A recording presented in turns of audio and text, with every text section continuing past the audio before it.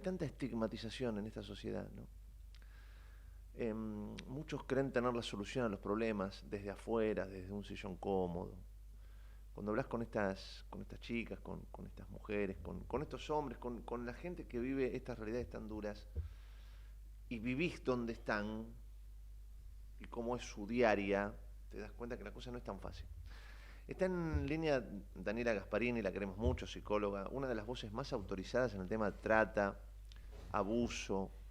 Eh, Estuvo en Tucumán estos días justamente encabezando uno de estos congresos. Va a estar, por supuesto, el sábado. Qué gusto tenerte. ¿Cómo va, Dani? ¿Cómo estás? Bueno, gracias por estar allí. Ahí te vemos, ahí te vemos. Ahí está. Bueno, Eh, sí, muy angustiada, ¿no? y claro, sí, claro. Por este caso y bueno, que no es el único, Por supuesto. lamentablemente, ¿no? Me molesta mucho, viste, quiero arrancar por ahí, después te escucho. Me molesta mucho que le quieran bajar el precio a algunos sectores diciendo que no es femicidio, ¿viste? Cuando es tan claro que acá hay un Mm. femicidio. Y no sé si vos considerás que es lo mismo. Para mí quieren, no es un problema de, de drogas, pero como para bajarle el precio. Me molesta. Lo que pasa que hay, Gustavo, toda una intencionalidad, ¿no? En Exacto. invisibilizar los femicidios en los contextos de criminalidad organizada.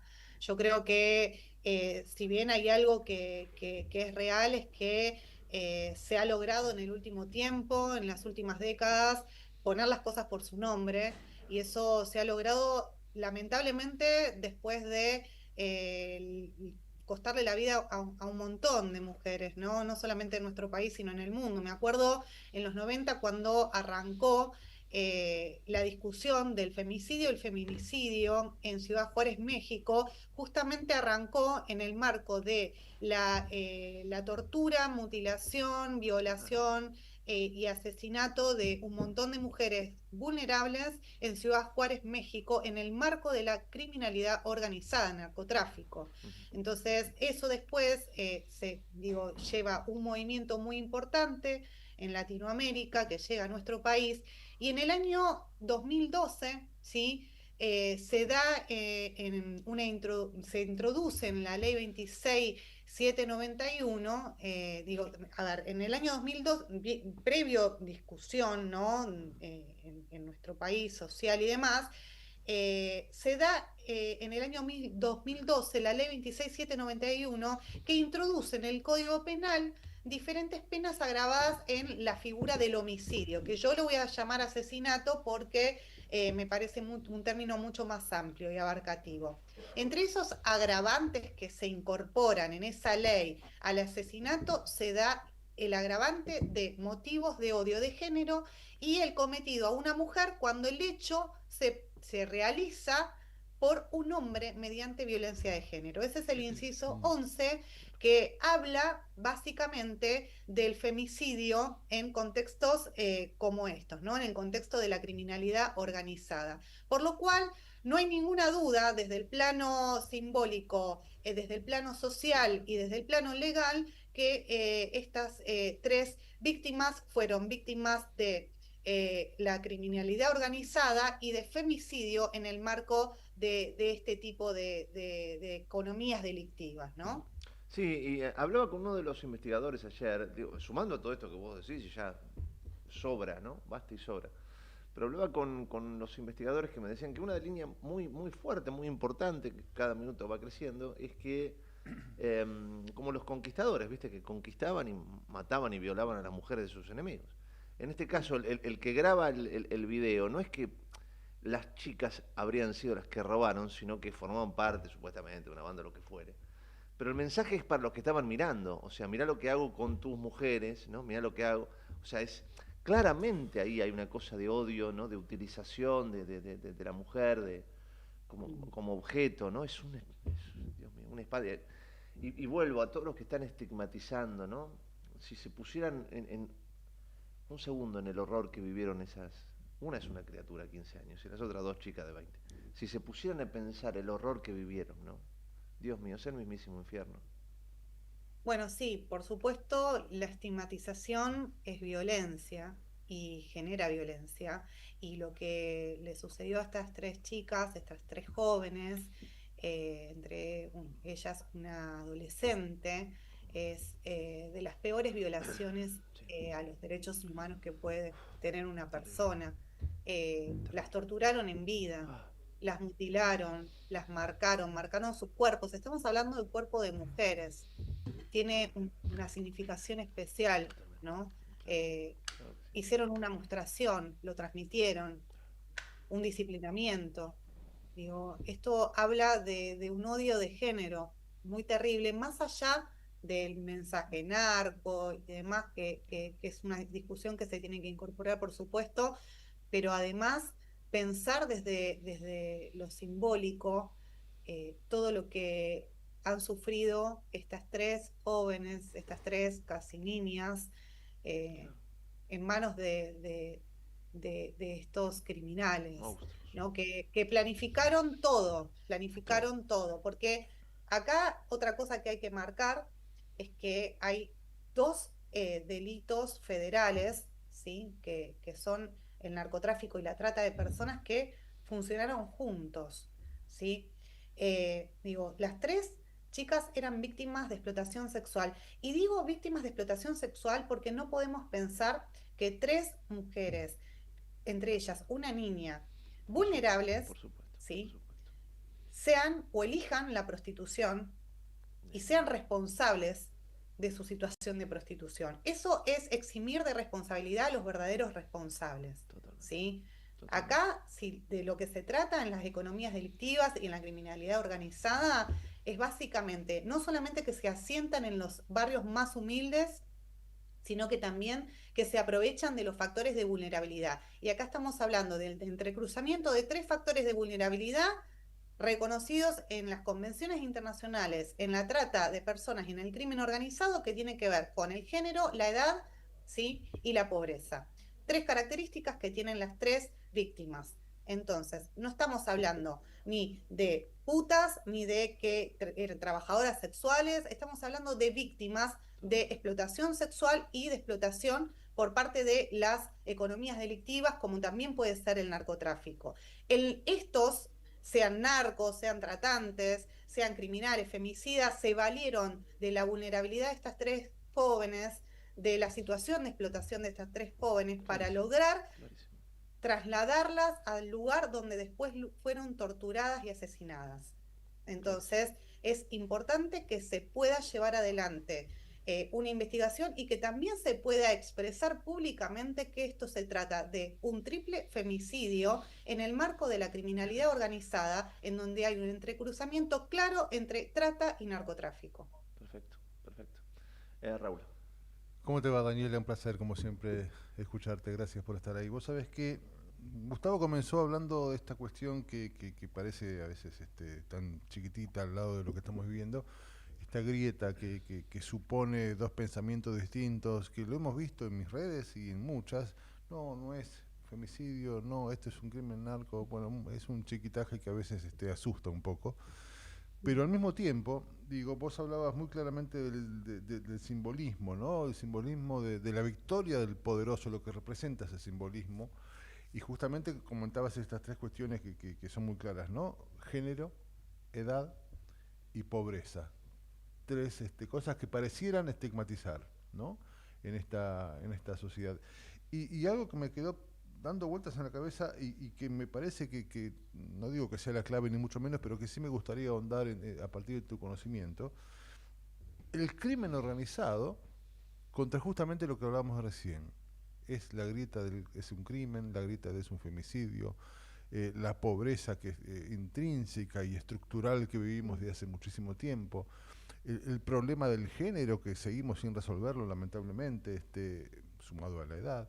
Digo, la sensación que tiene uno como observador y dentro del desconocimiento que tenemos es que es el crimen organizado versus un país desorganizado. Mm. No hay posibilidad de victoria en este sentido. ¿Cómo se analiza eso? Porque digo, hay un país desorganizado que ni siquiera se pone de acuerdo en lo que es. ¿Cómo triunfar? ¿Cómo Bueno, mm, cortar esta situación? bueno, gracias por este pie, porque cuando una cosa es la desorganización y otra cosa es el desorden, ¿sí? Mm, Yo creo que estamos ante un desorden, ¿sí? Por ejemplo, cuando hablamos de crimen organizado, hablamos del delito federal. Y esto significa que tiene que actuar la justicia federal y las fuerzas federales, ¿sí?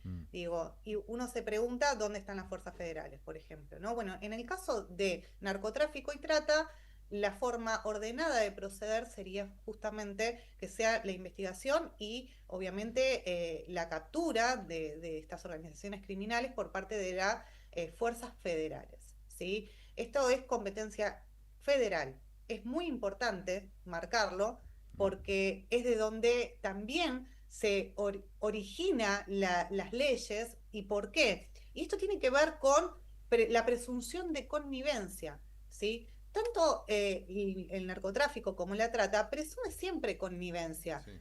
Connivencia policial, connivencia judicial, connivencia gubernamental, institucional. Entonces siempre por ese motivo tienen que actuar las fuerzas federales, no pueden mirar para otro lado, ¿sí? Lo mismo que la justicia federal. Entonces hay que ir a un proceso de ordenamiento de los términos que por algo también se discuten y se llevan adelante, ¿sí? Eso por un lado, ¿sí? Después, el tema de la organización. Hay algo de la organización que creo que se termina gestando en la calle, ¿sí? Que es cuando se dice, ¿sí? Se rompen los silencios, ¿sí? Y eso generalmente lo marca la gente, la agenda que pone la gente. Mira, como bien decía Gustavo, yo estuve en Tucumán hace unos días nada más, justamente el martes se conmemoró, el martes 23 de septiembre se conmemoró el Día Internacional de Lucha contra la Trata. Me invitaron muy amablemente la provincia de Tucumán, Federico Mazo, el ministro de Desarrollo, el gobernador y demás. La verdad que estuvieron todos los funcionarios presentes y ahí lo que discutíamos justamente es ¿cuándo? El contexto en que se creó la ley de trata. Y fue un contexto muy delicado, porque justamente había sido tiempo después de la desaparición de Marita Verón y la modificación de esa ley se dio en un contexto terrible que fue la absolución de los imputados en el caso de la desaparición de Marita Verón en Tucumán por parte del tribunal. Eso generó tal revuelo social que logró que la ley no pierda estado parlamentario y se pueda aprobar. Digo esto porque la organización, ¿sí? Es la que generalmente marca agenda, ¿sí? Y cuando hablo de organización, hablo de la organización Claro, social, sí, sí. es la que dice y la que marca la agenda de lo que se tiene que discutir. Lo mismo pasó con la ley 26791, que es justamente la que introduce el agravante de asesinato por motivos de odio de género o cometido de un varón hacia una mujer en el marco de la violencia de género, como podría ser pensado, digamos, este caso, ¿sí? Que no dice la figura de feminicidio en el Código Penal, pero sí lo sienta la jurisprudencia.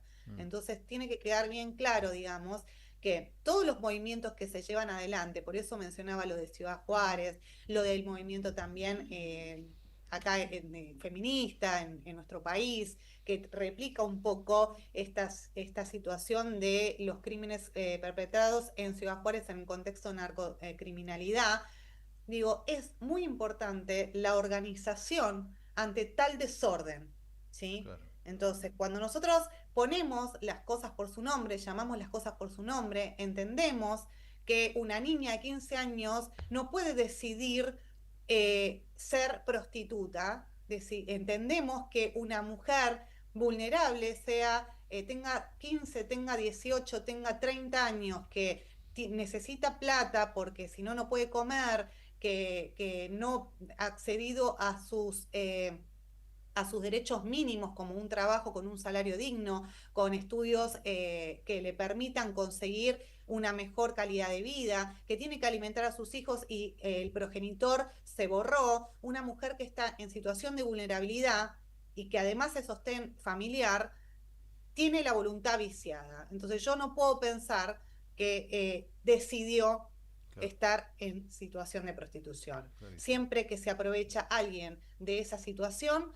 ya sea una persona llamado proxeneta, un tratante o un sistema, es porque justamente hay algo del consentimiento que está viciado, de la voluntad que está viciada, y tenemos que poner las cosas por su nombre, ¿sí? No eran prostitutas, no podemos estigmatizar, eran personas jóvenes que estaban en una situación de mucha vulnerabilidad, que eran prostituidas y que fueron torturadas y asesinadas. Esto es un femicidio. O sea, es que siempre caemos sobre aquellos que tienen el poder para cambiar las cosas, ¿no? La clase dirigente que a veces no hace por inoperancia, por corrupción o por lo que fuere. Pero en este caso, yo remarco esto tan importante que vos decís que esto que acabas de decir es nosotros, ¿no? La gente Claro. de a pie, ¿no? La gente que labura todos los días. Si no entendés esto, que una nena de 15 años no es prostituta, no elige, sino que la prostituyen. Si no lo entendés, es algo tan básico, ¿viste?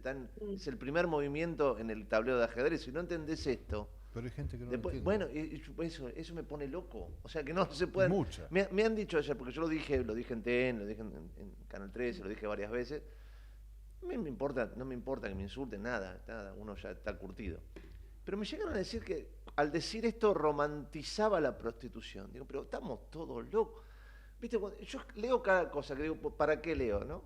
Porque ¿para qué? Cierto No, al comentario. contrario, Gustavo, te diría que romantizar la prostitución es decir que es una elección, ¿no? Ahí Eso es tenés. romantizar la Ahí tenés. prostitución. Lo que vos haces es problematizarla, ¿sí? Claro. Y déjame un segundo para agradecerte, porque vi, o sea, ahora lo volví a ver, pero vi tu tratamiento sobre el tema, bueno, en Telenoche y demás, y escucharte también acá, a Raulo también me da esperanza porque habla de la comunicación responsable, ¿no? De comprometerse con la situación, de no invisibilizar, de escuchar, de no reproducir discursos que no llevan a ningún lado, que lo que hacen es justamente estigmatizar, es que la gente piense que se la buscaron, que se expusieron, como si fuera algo que una piba o una mujer elige, ¿no? Esto Mm. de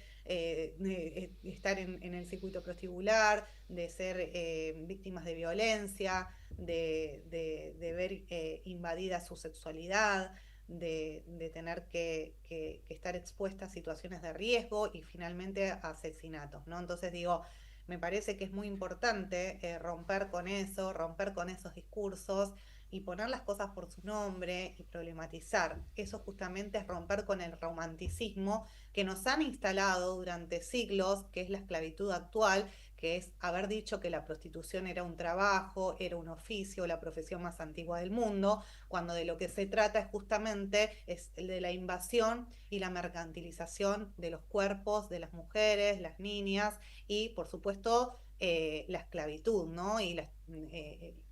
Hacer de los cuerpos un mero objeto de consumo por parte de los varones.